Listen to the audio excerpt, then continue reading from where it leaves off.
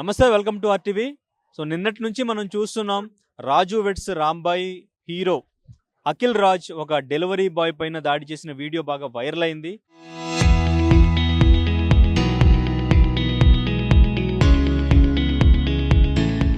So దానికి సంబంధించి ప్రస్తుతం గచ్చిబౌలి పోలీస్ స్టేషన్లో కంప్లైంట్ చేయడానికి అక్కడ డెలివరీ బాయ్ రావడం జరిగింది. తనకు సపోర్ట్గా ఇక్కడ చాలా మంది డెలివరీ బాయ్స్ వచ్చారు. సో అయితే ఇక్కడ పోలీస్ స్టేషన్ దగ్గర ఎవరిని కూడా ఇక్కడ నిలబడనివ్వకుండా పోలీసులు కంట్రోల్ చేస్తున్నారు. అండ్ ఇంకా ఇక్కడికి వచ్చిన వాళ్ళందరినీ కూడా పోలీసులు లోపలికి తీసుకెళ్లి బంధిస్తున్నారు అంటూ కూడా వీళ్ళు మాట్లాడుతున్నారు. సో ఒకసారి వీళ్ళతో మాట్లాడే ప్రయత్నం చేద్దాం. హాయ్ భయ్యా. Hi brother. హాయ్. మీ వీడియో చూసాను నేను ఇన్స్టాగ్రామ్లో. సో ఫస్ట్ ఆఫ్ ఆల్ మీరు ఏం చేస్తుంటారు? మీరు అంతా డెలివరీ బాయ్స్? మేము అందరూ డెలివరీ బాయ్స్, డెలివరీ చేస్తూ ఉంటాం అన్నమాట. అతనైతే నిన్న సోషల్ మీడియాలో పెట్టిండు. ఆ వీడియో చూసినాం. చూసి నేను పర్సనల్ కాంటాక్ట్ అయ్యి అతను ఇట్లా చెప్పిండు అనమాట. అతని వర్షంలో జరిగింది మొత్తం నాకు చెప్పిండు. నేను కూడా అది విన్న తర్వాత కొన్ని అయితే బెదిరింపు కాల్స్ అయితే మాకు వచ్చినాయి అనమాట. వాళ్ళ నుంచి అడ్వకేట్ అంటూ ఎవరెవరో కాల్ చేశారు. అతను నాకు కలిపిన అనమాట కాల్స్. నేను మాట్లాడా, మీరు వీడియో చేసినా బాగుండదు, చేయమాకని అని చెప్పండి. సరే మేము చెయ్యాలని చెప్పినా తర్వాత ఇంకా కాల్స్ వస్తూనే ఉన్నాయి.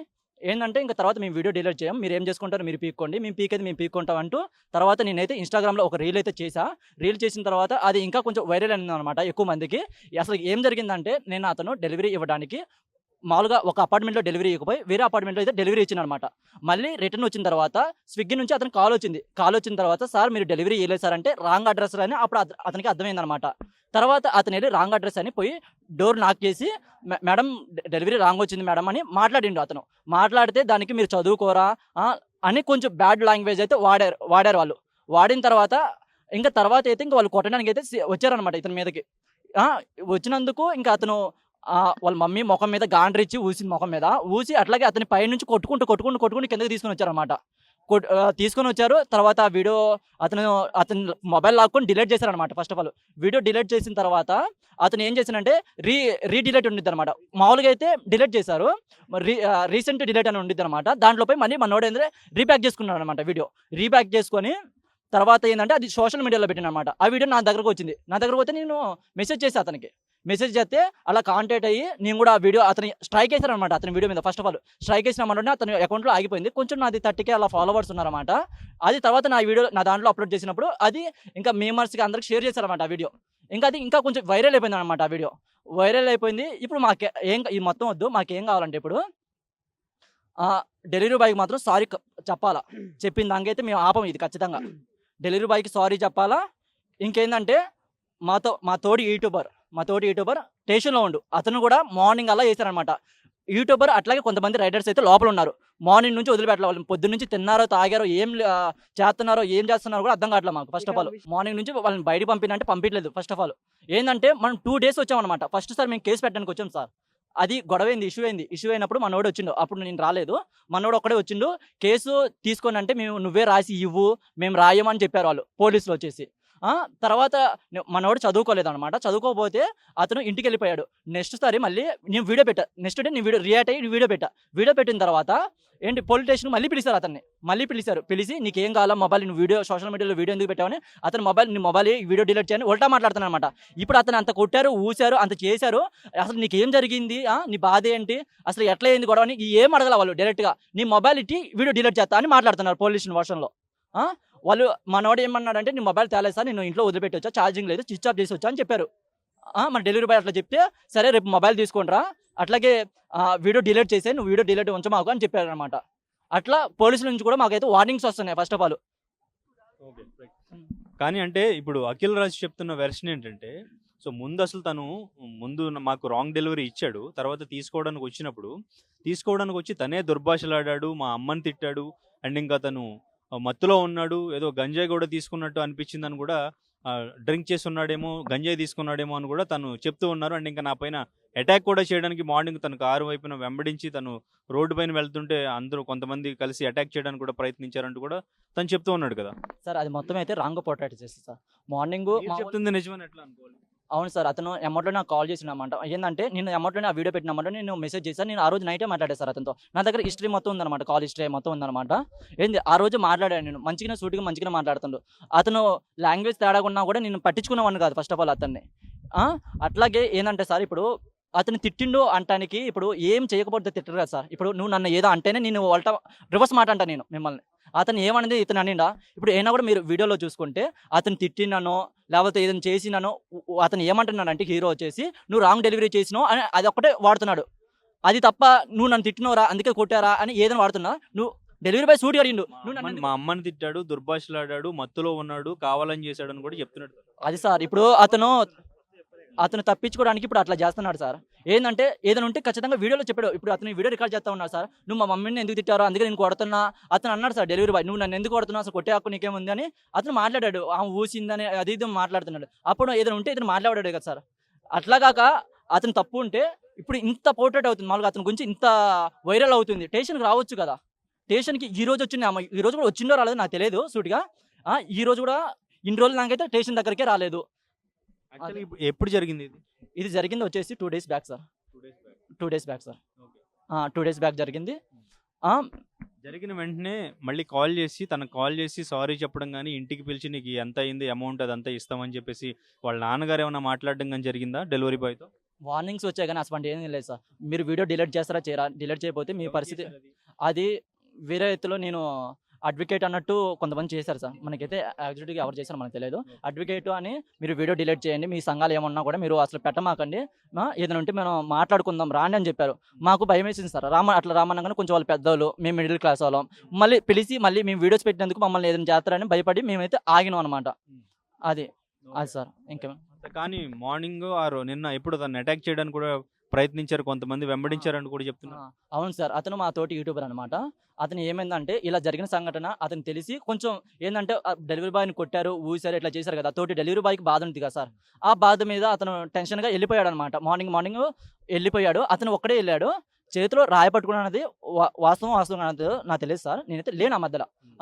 అతనైతే పోయారని చెప్పారు, వీడియో తీశారని చెప్పారు. కాకపోతే కొట్టడానికైతే కాదు. ఏం జరిగిందో అడగడానికి పోయి ఉండడు. లేకపోతే ఇంకా అతని వర్షంలో ఏం చేద్దామని పోయిండో మాత్రం తెలియదు, ఐడియా లేదు నాకైతే. అతను కాల్ చేద్దామంటే పోలీస్ స్టేషన్లో ఉన్నానమాట. అతనే పోలీస్ స్టేషన్లో వేశారు. ఆయనది నాకు తెలిసి యాక్చువల్లీ ఇప్పుడు మన తోటి యూట్యూబర్ అక్కడికి వెళ్ళండి ఏదో ప్యానిక్ అయ్యి ఇప్పుడు ప్రెజర్ ఉంటుంది కదా మన తోటి యూట్యూబర్కి, అదే ఒక రైడర్కి ఇలా అయింది అనేసి అక్కడికి వెళ్ళి అతని దగ్గర చిన్న మిస్టేక్ ఉంది, వాళ్ళ ఇంటికి వెళ్ళడం కరెక్ట్ కాదు. ఏదన్నా సరే మనం పిఎస్లోకి వెళ్ళి మాట్లాడాలి. అక్కడ చిన్న మిస్టేక్ వల్ల ఆయన ఇరుక్కుపోయిండు. ఇప్పటి వరకు ఆ యూట్యూబర్ మన రైడర్కి సపోర్ట్ చేసిండు.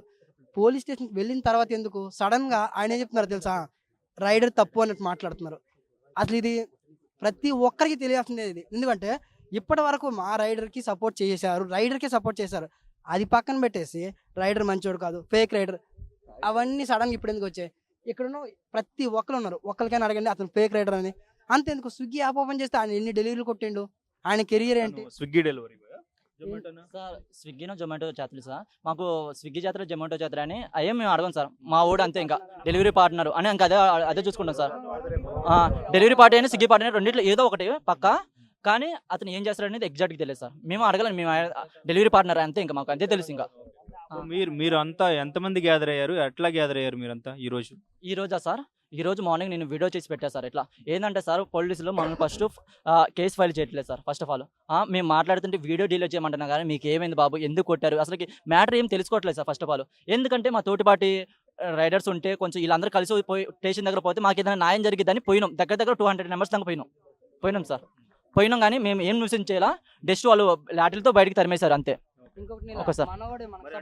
కొంతమందిని లోపల పెట్టారని చెప్తున్నారు, కొంతమంది లోపల పెట్టారని చెప్తున్నారు కదా, ఎందుకంటే సార్ బయటికి పోవట్లేదని ఇట్లా మాట్లాడుతున్నామని, వ్యతిరేకంగా మాట్లాడుతున్నామని డెలివరీ బాయ్కి అని, డెలివరీ బాయ్తో మామూలుగా డెలివరీ బాయ్ గురించి మాట్లాడుతున్నామని అట్లానే వాళ్ళని తీసుకెళ్లి లోపల వేసారన్నమాట.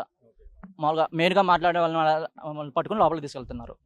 సో అఖిల్ రాజు వెర్షన్ మాత్రం పూర్తిగా డెలివరీ బాయ్ది తప్పు, రాంగ్ డెలివరీ చేసింది కాకుండా మళ్ళీ మా మీద రివర్స్ అయ్యి మా అమ్మగారిని తిట్టాడు, దుర్భాషలాడాడు, సో అన్పార్లమెంటరీ లాంగ్వేజ్లో తిట్టడం జరిగింది. సో అందుకే నేను రియాక్ట్ అయ్యాను.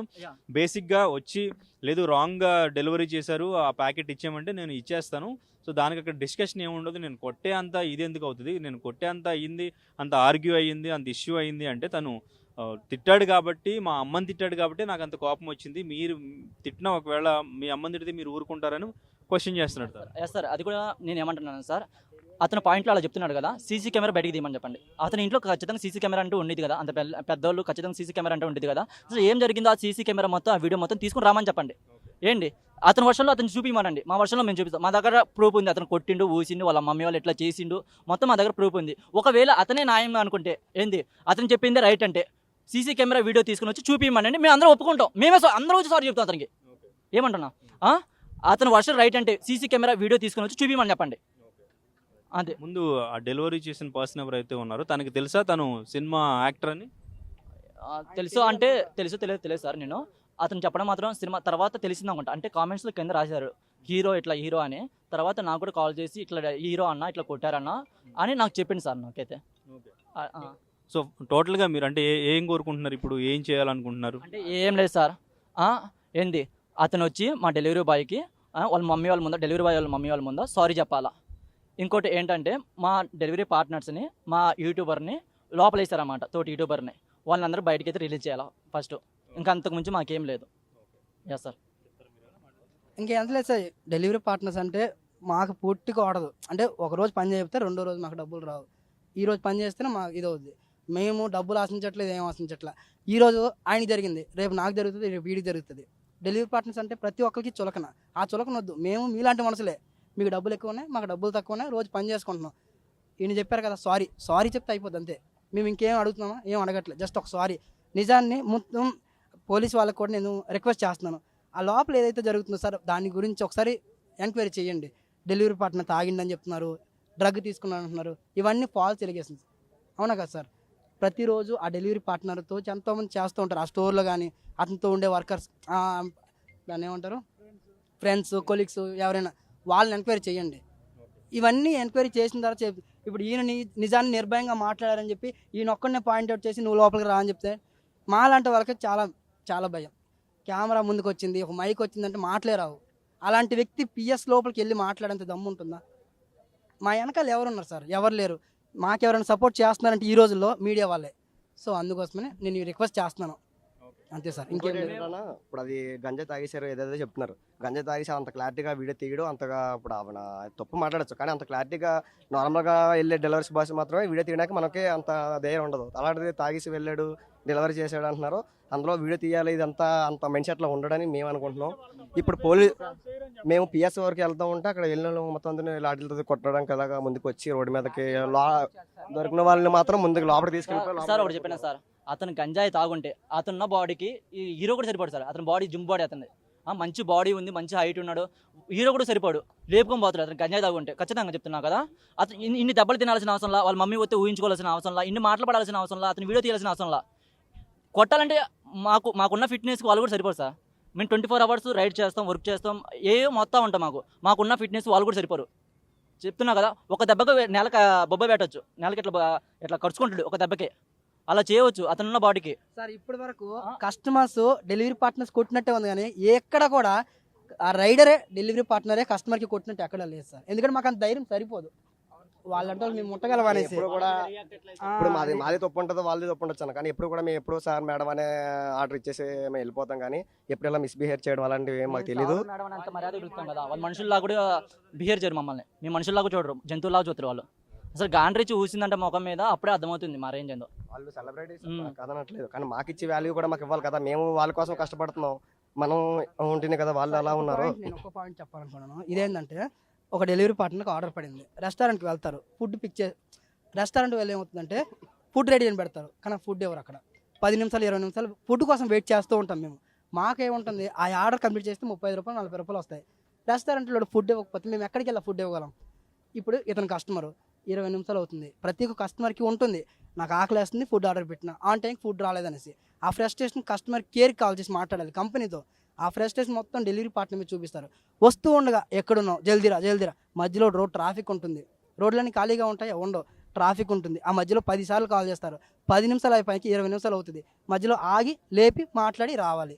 ఆ మధ్యలో యాక్సిడెంట్ అయితే అక్కడికి ఇంటి వరకు వచ్చిన తర్వాత వాళ్ళ అపార్ట్మెంట్లో సెక్యూరిటీ గేట్ దగ్గర ఎంట్రీ చేసుకోవాలి. ఎంట్రీ చేసిన వెంటనే అప్రూవల్ వస్తుందా? రాదు. మళ్ళీ ఒక 2-3 నిమిషాలు అక్కడికి వెళ్ళినాక లోపల లిఫ్ట్ పని చేస్తుందా? పని చేసిన లిఫ్ట్ కూడా సర్వీస్ లిఫ్ట్లో మేము వెళ్ళాలి.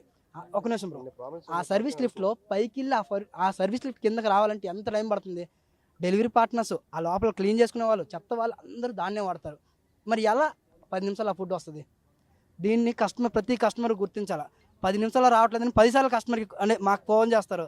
దీనివల్ల ప్యానిక్ అయ్యి చిన్న చిన్న మిస్టేక్స్ జరుగుతూ ఉంటాయి. మీకు ఇవ్వాల్సిన ఫుడ్ వీళ్ళకి ఇవ్వాల్సిన ఫుడ్ మీకు ఇస్తూ ఉంటారు. సింపుల్ కస్టమర్ కేర్కి కాల్ చేస్తే రీఫండ్ వస్తుంది కదా, 100 రూపాయలు 200 డబ్బులు మీకు రీఫండ్ వచ్చేస్తుంది. కానీ డెలివరీ పార్ట్నర్ కొట్టడం అనేది కరెక్ట్ కాదు. అవునా? ఇంకేమైనా మాట్లాడుతానంటే చెప్పండి బ్రో. నా పాయింట్ ఆఫ్ వ్యూలో డెలివరీ పార్ట్నర్ని కొట్టడం కరెక్ట్ కాదు అని నేను అంటాను. ఏదైనా ఉందంటే మాట్లాడడం కరెక్ట్.